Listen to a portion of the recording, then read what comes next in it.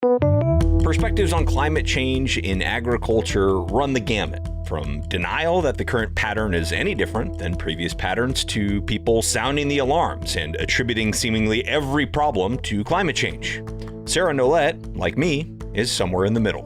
Whether those users think that the frost is coming because of climate change is not particularly relevant. We think that is a tailwind, and we see these factors changing and therefore driving adoption of innovation.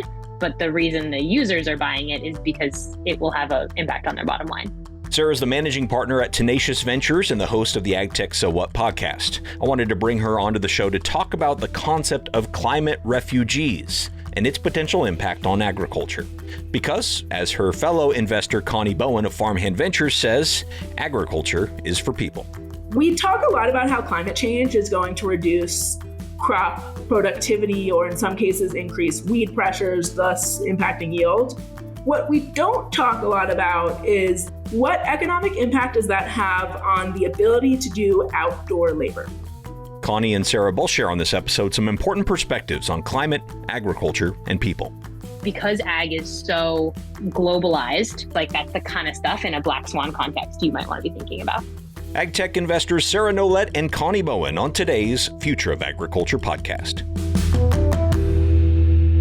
Hello, fellow Ag Nerd. Thank you so much for joining me for another episode of the Future of Agriculture. My name is Tim Hamrich, and every week you and I get to hear from the founders, farmers, innovators, and investors, the people shaping the future of the ag industry.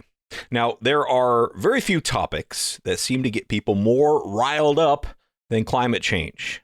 Most of the episodes I've done that focus on climate as a theme receive comments from people that seem to think I'm being an alarmist, and other comments from the same episode of people thinking that I'm drastically underestimating the impacts of climate change. I could take this as a sign to just avoid the topic altogether, but that's just not really how I roll. I instead take it as a sign that we need to ask more questions and gather more data and context to understand what has everyone so fired up.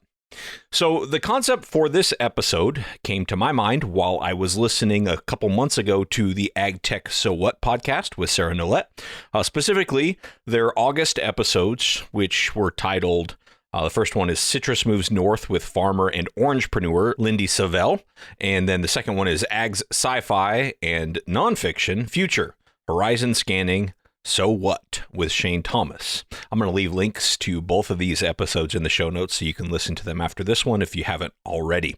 But both allude to this concept of climate refugees, which I guess put simply is people leaving their home for reasons that could be the result of changes in climate. So think things like citrus producers leaving the state of Florida as one potential example.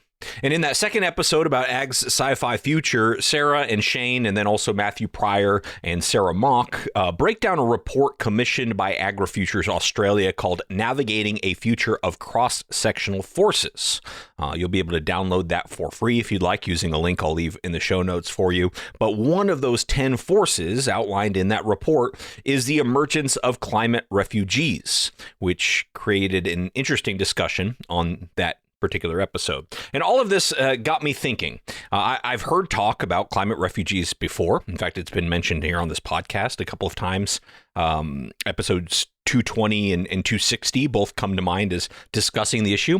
But I always thought of it as something that could happen sort of in a worst case scenario in the future, not as something that's necessarily happening today that we see evidence of right now. And as I heard these potential examples, I found myself wondering if we're attributing to climate change in some of the cases what could be explained by other forces, like, for example, regulations or just economics. We have a lot of dairies that moved out of California to other states and other parts of the country for those reasons, but we don't call those dairymen regulatory refugees. So is the term intentionally dramatic to fit a climate agenda? I consider Sarah Nolet a friend and someone who is very well researched and intellectually honest, so I wanted to invite her back onto the show here to address some of these types of questions. And in the meantime, I was interviewing Connie Bowen of Farmhand Ventures for a different episode about labor, and she made an interesting connection between some of the labor challenges and climate change, which I thought obviously fit well in this episode. So you're going to get a bit of a 2-for-1 here today with two extremely sharp ag investors. Sarah has been on the show a few times in the past. I know for sure episode 112 on accelerating ag tech, and then more recently 348 on investing in the future of fertilizer. But I also think there were some others because I know for sure she was a part of our ag tech roundtable as well. But just to give you some quick background on Sarah, here is her bio from the Tenacious Ventures website. A globally recognized food systems innovation expert, Sarah has developed, implemented, and executed strategies and programs for some of Australia's leading organizations and ag tech startups. I love a short and sweet bio, by the way. I think more people should do that. I'm going to introduce you to Connie a little bit later in the episode, but first I'm going to drop you into this conversation with Sarah Nolet when I ask her to briefly sort of level set, for the sake of our conversation, her perspective on climate change and its potential impacts on agriculture. Yeah, I mean, I definitely am in the camp of it is happening, and the activities of humans have had an impact on the climate.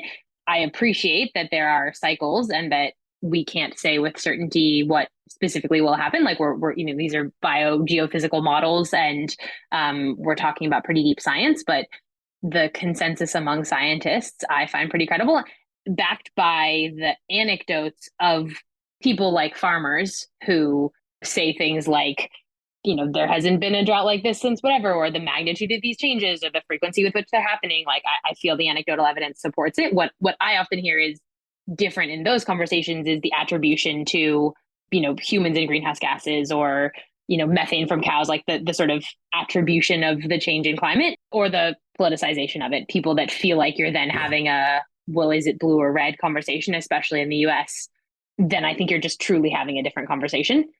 So yeah, I don't know. That's probably my initial take. It makes sense, and I know you just did an episode about the farmer in Georgia is growing citrus, and talking about the citrus industry in Florida. I mean, obviously, it's well documented that industry has basically collapsed for the most part. And I actually had Craig Wishner from Farmland LP on my podcast talking about the same thing, about like the decline of citrus. And I cut that part of him telling the story about like, hey, because of climate change, we went from, it was 250 million boxes a year to like, 18. I mean, it was crazy how big the drop was. I put it on YouTube, and like the first comment was just someone saying BS. I'm like, okay, that's the type of good feedback you get on YouTube. But it's just, it's so interesting to me to have, the same facts and then totally different conclusions about those facts. And I agree that a lot of it seems to be just political. You've just decided that you're in a certain camp, and then that's going to be what you do or don't believe. Might be just harder for me to believe because I don't feel at home in either one of those camps of like a solid blue or a solid red camp. Yeah, maybe that might make sense. And I'm the same politically. So that's perhaps a common thread. What you made me think of was actually, when we wrote this report and we talked about climate refugees and some of the other climate drivers, one of the things that we did was develop these scenarios and put people in these kind of narratives of a future world. And one of the scenarios that didn't make the report was one where we basically said, like, it's the end of like peer-reviewed research as having credibility in agriculture, and just really questioning the institutions of truth in ag. And that's happening more broadly, right? Like to your point about some of these conversations, just like what people believe is true, and news sources and social media and misinformation and all this kind of stuff. I mean, I was fascinated to see that the New York Times app after the debate was a fact checker with like heat ratings of how true different statements. Like, we're in this world where like that is the conversation we're having. And so I think for agriculture, it's really interesting because on one hand, farmers have actually quite a lot of trust. Like some data in Australia shows that, in times of crises, like politicians will turn to a farmer. Like that is like who they want to be standing with, to be like, come back to our values, come back to who we are. And like people really trust farmers. But then at the same time, there's this like these, pitchfork bearing, straw chewing old dudes are just raping and pillaging the land. And like, we have to just come down on them and make them farm this other way. And so like, yeah, I think some of this goes to like, what is like trust? Like what are the sources of trust, and what are the institutions that have trust? And that's, climate change is absolutely at the center of that, but by no means the only issue. Okay, yeah, that's a fascinating topic because we just had the vice presidential debate last night, and JD Vance was on the stage justifying why Donald Trump is not listening to experts by saying, the experts, the economists, the scientists, they've been wrong for decades, and look where it got us. So we're gonna go with common sense, is what he called it. Common sense. It was really interesting to see not only that said, but it seemed to really land. Like people are like, yeah, you know what? All these experts aren't right. And so it does bring up this question of trust. I don't know what I don't know what I think about that. That to me, that's, maybe I take for granted the fact that science is based on facts and that facts are where we can find common ground. And that might be just naive now. Well, I think that's an unfortunate truth. I mean, like I had a podcast guest, I won't say who, recently that like we just literally had to cut out a statement because they said something that was just like completely untrue. Like they cited a fact that was just absolutely, it was like, I don't know, something around farms and debt. And it was making this argument of like, how unsustainable the system is. And therefore we need to, move in, this different direction, et cetera. It's just not true. And so then like, it's like, well, what is my role as a podcast host to fact check everything that every guest says? Like, if we were getting paid to do it and if it was, but like, folks like you and I do have a platform and we are putting things out there. And so when I knew the fact was wrong, that's quite different. Yeah. So I think that question of like, what is truth? What is influence? What are facts? What is science? Like it is pretty relevant. It absolutely is. Yeah. And I mean, and bringing it back to the climate refugees thing here, this is why, I wanted to reach out to you. I also, subscribe to the scientific consensus that the climate is changing at a rapid pace. And whether or not you believe that's human caused, I think most scientists do. There are things happening today, as you mentioned, that would be anecdotal evidence for the climate changing and impacting agricultural systems. I had heard about climate refugees as a possible future scenario. I hadn't thought about it as a current reality. I know you've done some work into this for a recent report. I've heard about it a little bit on your podcast, but I'd love to hear you talk more about what you're seeing that causes you to attribute to, actual climate refugee or climate displacement. Yeah, I mean, first, I guess the caveat on the report is we looked at, 50-ish forces that are or could be impacting agriculture. And then we narrowed it down. And the process of narrowing was at least one of the lenses was things that have been talked about less and that, if true, could have an outsized impact. So by no means was this like the most likely 10 forces. It was, for an agricultural R&D audience in Australia, what are the kind of possible black swan drivers that we might not already be looking at? And so I think that's the caveat on how something like this made it into the report. But, I do think, some of what we saw is kind of three categories of climate refugees. One is people moving, in this case, within Australia by choice. And there's already like thousands of people have moved to Tasmania. And when asked why, they cite more livable conditions. Tasmania's further south, it's more temperate climate, like, less hot peaks, cooler, and so moving further from the equator into a climate that's year round, more livable. And people citing climate as a reason they're moving now. Is that climate change? Well, the place they were living is, not where they want to be. Is that just people in the East, having a place in Florida over the summer? I mean, some of these things the attribution is challenging, but again, I don't think it's unrelated to climate for sure. And there's also the production angle of that. So, again, in Australia, there are regions now where it's regularly too hot, or the bushfire risk of therefore smoke taint on the grapes is such that producing that type of wine in that region, like you can't get the right sugar content in the wine to grow what you've been growing because the climate is no longer suitable for that.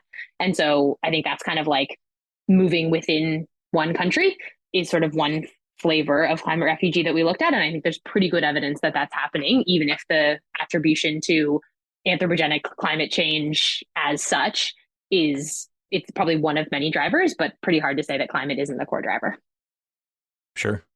As you're saying that, I think about, I work with the blueberry industry a little bit, and they had a big time problem in Peru this past year where through El Nino, essentially, they lost, I think, half the crop, somewhere around half the crop. And some people without an understanding might say like, oh, that's good for US producers because their competition is out of it. And it's actually the opposite true, is because that's how you get fresh blueberries year round.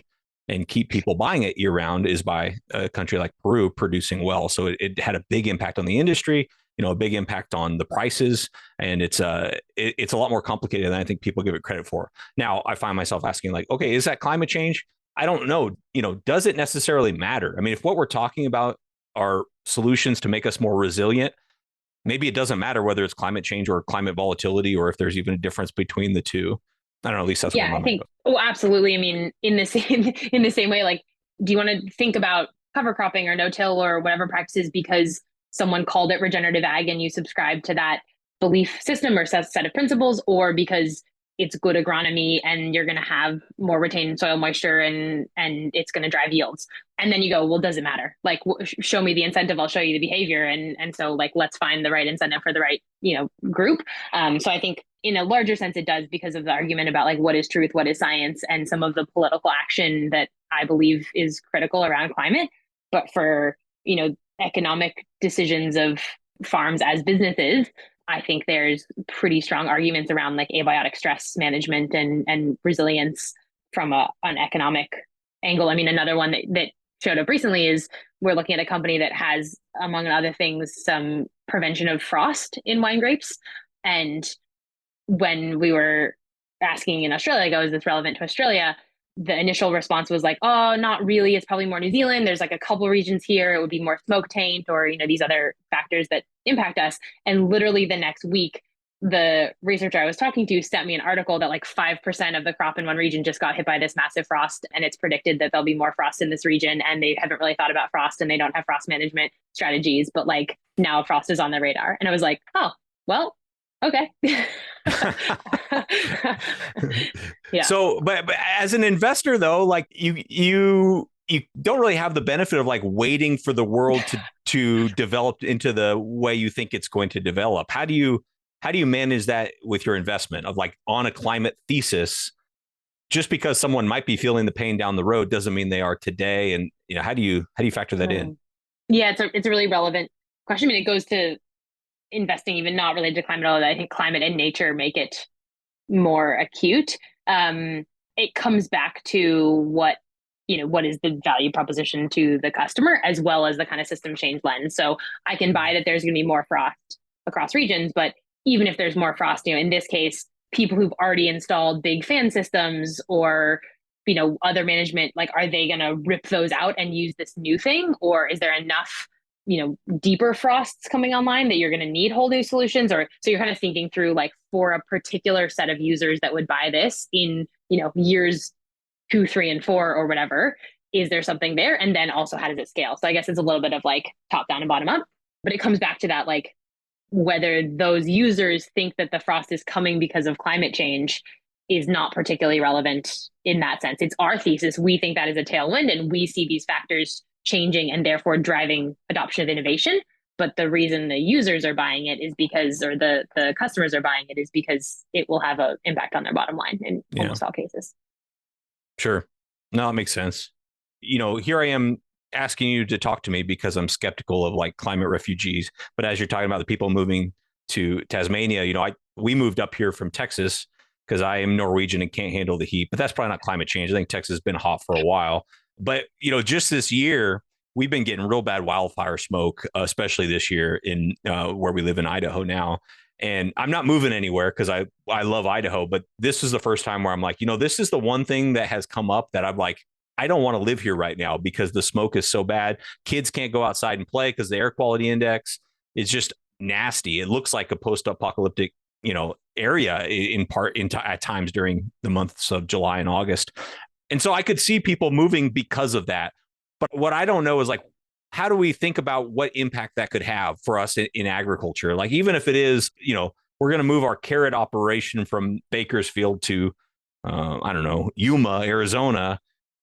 I'm trying to think about like, how does that actually become a driver in agriculture? And you guys had some good research questions. I meant to have those up in front of me. You guys had some really good research questions about this. I like that part of the report, by the way, that has the research angles onto it. But I'm curious to kind of get your thoughts from a high level on that. Like, of course it matters because it's people's lives, but like from a future of agriculture lens, like, why does it matter? Yeah. So I think the people moving by choice shifting production regions, like, okay, is there like R&D that suits those local production conditions? Like there's different soil types. Like you can imagine how you would farm in location X versus Y might actually be different. The supply chain, do you have access to infrastructure? Like, is it the same cost of shipping and transport? Like, that's not a super big leap. On the humans, like moving to Tasmania or Idaho or wherever, you could imagine shifts in demand. I mean, if you really accelerated and said, like, no one's living on the coast because of sea level rise or whatever, again, it's just to draw out the consequences.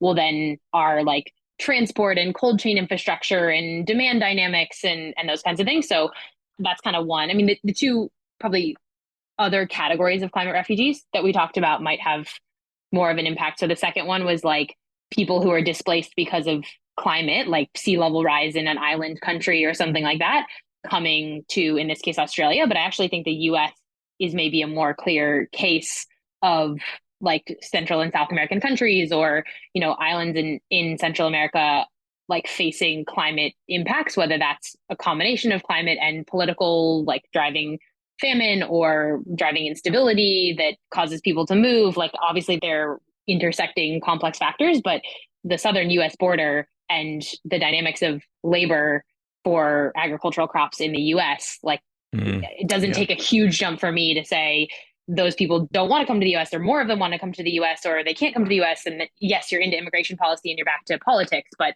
there's a pretty clear link to climate and climate refugees in that sense. And then the other one would be like, say that the previously accessible labor, I mean, in Australia, there's a lot of Pacific Island workers coming in on 457 visas, but in the US, obviously, different people coming from different countries. But say some other country that has labor shortages or makes an economic decision is like, well, I'll take those climate refugees. Like, let's have some incentive program to get workers from there. And then that previously accessible labor, no longer are their first priority. So again, I just think the amount of human labor that's used in agriculture and the dynamics of population movements could have a link, again, with all the caveats I mentioned before. And right here is a perfect place to bring in another one of my smart investor friends on the show. You're going to hear more from Sarah in just a few minutes here, but I wanted to include this clip with Connie Bowen, who focuses on ag labor and specifically innovations that address problems within the agricultural workforce with her investment firm Farmhand Ventures. Connie has been on the show before. I know she was featured in episode 127. And like Sarah, I'm pretty sure she's been on as other episodes as well that I'm just not thinking of off the top of my head. Connie is involved in a wide variety of Agtech related projects, but here is a brief version of her bio. Connie Bowen is the founding general partner at Farmhand Ventures, which is an impact investment firm building and backing companies, enabling a better future of work in agriculture. She is passionate about distributing knowledge and inspiring inclusive, impactful innovation in global food and ag systems. I recently interviewed Connie for another upcoming episode about labor and innovation, but she made this point that I thought would be better suited for today's episode about agricultural labor challenges and their connection to climate change. We are going to continue to have a diminishing availability of people willing to do agricultural labor in the current context. And if you just like zoom out a second and think, okay, how has ag worked throughout human history? It's only worked economically because we have forever relied upon a different class, and we continue to do this. Almost every country does it. You've got different demographic things happening in different places. But in almost every instance, we rely upon people who have less than full citizenship rights to do ag work. In the United States, farm workers make like 60% that of what they would make if they work at McDonald's or in construction. And so it's no surprise that farm workers tell their kids to work in construction. If they can get that job to move into a better spot, they're gonna. And at the same time, I think you and I and almost every listener of this podcast is on the same page of like, agriculture is awesome and we need more people working in agriculture. The solution to that is make working in agriculture more awesome, or less shitty is another way to frame it. And then I think like, if it is the system saying we need to reduce labor, I just don't think that's possible with any of the available technology we have, whether that's on the genetic side or on the we probably should talk about geoengineering in this equation, because weather is a kind of big factor, as we know, in farming, and it's going to become a bigger factor which I have to insert one of my favorite points that like no one is talking about enough. We talk a lot about how climate change is going to reduce crop productivity or in some cases increase weed pressures, thus impacting yield, right? There's a ton of reports and talk about, okay, how do we adapt and develop resilient crop varietals to survive and thrive in a warming climate? What we don't talk a lot about is the impact of a warming climate if we exceed 2.5, particularly 3 degrees Celsius warming. What economic impact does that have on the ability to do outdoor labor? And unsurprisingly, it has a pretty big effect. Or I don't know, maybe surprisingly to people. Unsurprisingly to me, it has a pretty big effect. So like if we do pass that 2.5, 3 degrees Celsius marker, which hopefully we don't, but we might, we stand to run into a scenario where people physically can't work outside. Like we already have a very high rate of death among farm workers related to heat-related illnesses. And I don't think anyone wants that. That's not an outcome anyone is happy with. And that is going to increase, and or regulation will increase to decrease that as days where wet bulb temp is too hot to work outside safely increase their frequency, to the point where this will be particularly pronounced in the global south, and it will be there. This is kind of like winners and losers in all these different climate models. But that is a thing that doesn't get nearly enough airtime, I think, because the economic impact of that is far more substantial than the economic impact of crop yield decrease. Who cares what the crop yield is if you can't get the crops out of the field? And is it still yield then? We become more and more like Arrakis. I don't know if you've seen Dune or read Dune. We become more and more like Dune every day. Yeah. But yeah, no, it makes... I'm going to add one thing, and I'm building on that. Like, so the obvious solution to that is like, okay, well, then we just have to automate it. Has to be all robots. Like if people can't do the work outside, then the robots have to do it, I guess. Yeah, like mining spice. Yeah. Yeah, like that's the obvious solution. But the problem is like we still live in a world where agriculture is low margin, and that's not going to change. And robotics are awesome, and you can do a lot of really cool things with robots. And in a world where we might want, like 100% automation inherently requires uniformity, right? And like I just said earlier, farms are kind of like snowflakes. Fields are kind of like there are patches. Anyone who's walked fields knows that like there are patches that are wetter. There are patches where blah, blah, blah, blah, blah, blah, blah is happening. And that's inherently constraining full tilt automation.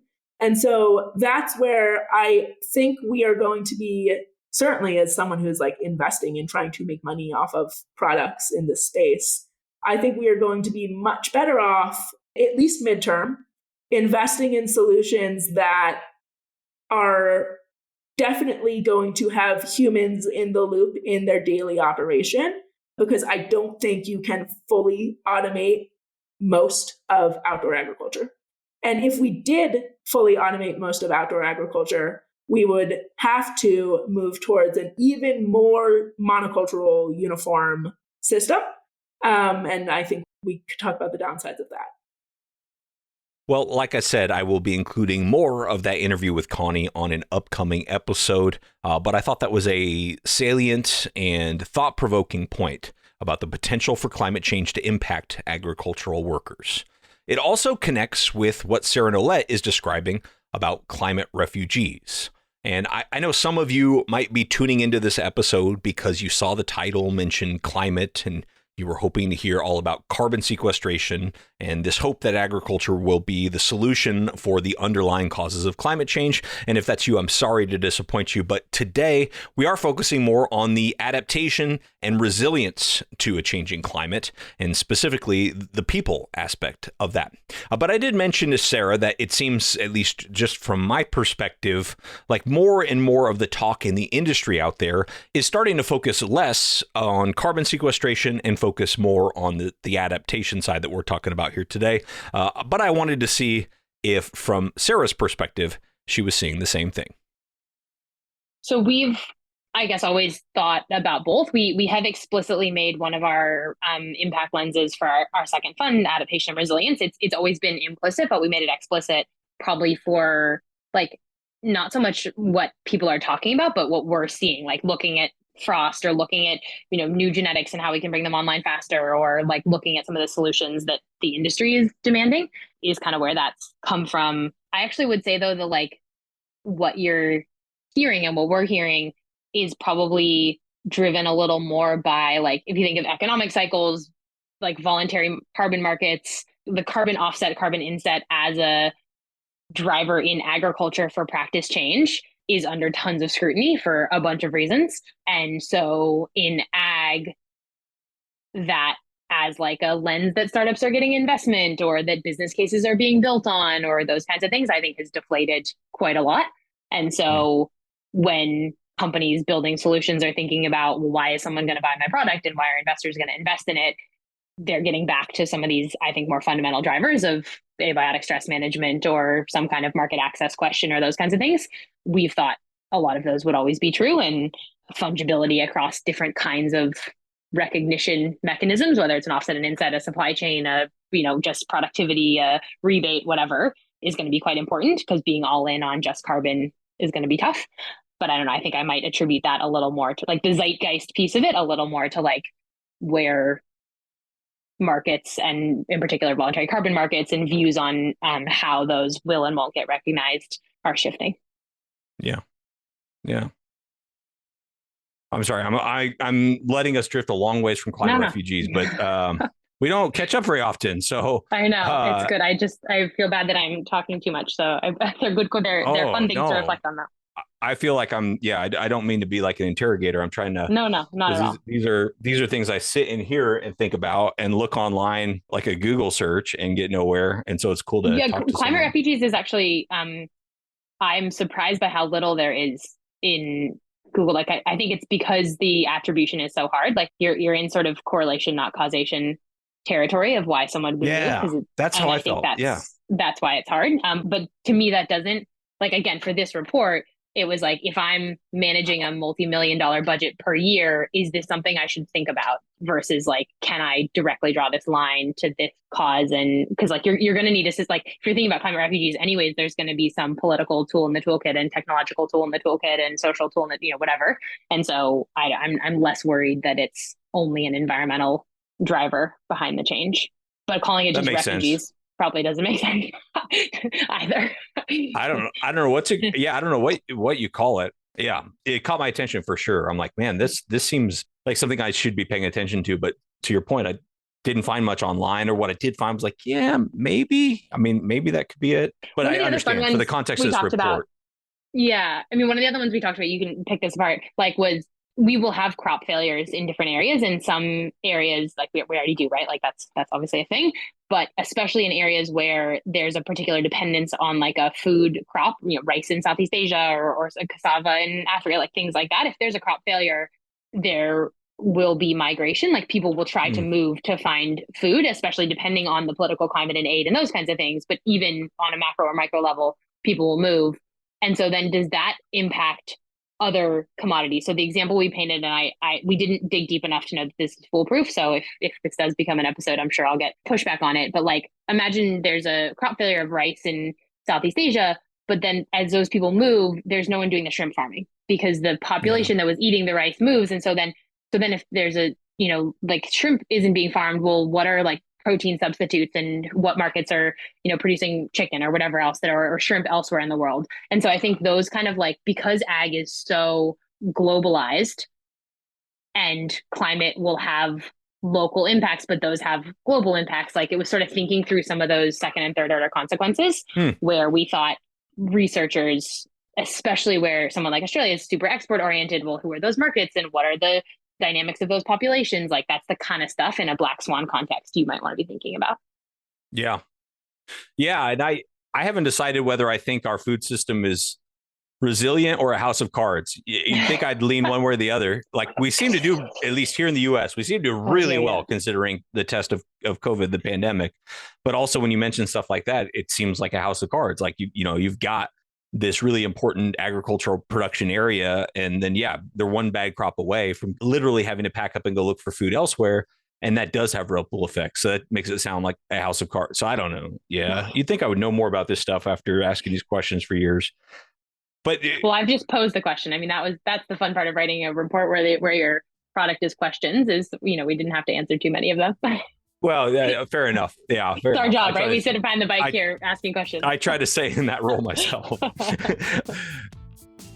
All right, well, that is actually going to do it for today's episode. I know more questions from me than answers, but I think the questions, number one, are worth asking. And I do think today's episode shed some interesting light and perspective on what is a very complicated issue, one that is not going to go away anytime soon, and one that we're all in it together to kind of figure all this out. So thank you to both Sarah Nolet and to Connie Bowen for being on the show. One of the greatest benefits of doing this podcast now 8 years is I've developed relationships with smart people like Sarah and like Connie. And when I don't feel like I am quite understanding something that's going on, they are willing to take my call and talk about it and even record it to be released on the episode. So I appreciate both of you. Thank you to Sarah and to Connie. Check out what each of them are doing. Sarah at Tenacious Ventures, just tenacious.ventures, and Connie at Farmhand Ventures, farmhandventures.com. A lot of links in the show notes for today's episode. And I know I said at the beginning that, I expect some pushback to today's episode, either from people on one side of the spectrum or another that are just in a different place than I am. But I welcome the feedback. Let me know. What are you thinking? What are you hearing out there? What did we miss? What do you think about this whole concept of people, climate, agriculture, labor, the intersection of all of these interesting things? Thanks so much for listening. I really do not take it lightly. Happy Thanksgiving to those of you here in the U.S., and I'll be back next week with another story of ag innovation.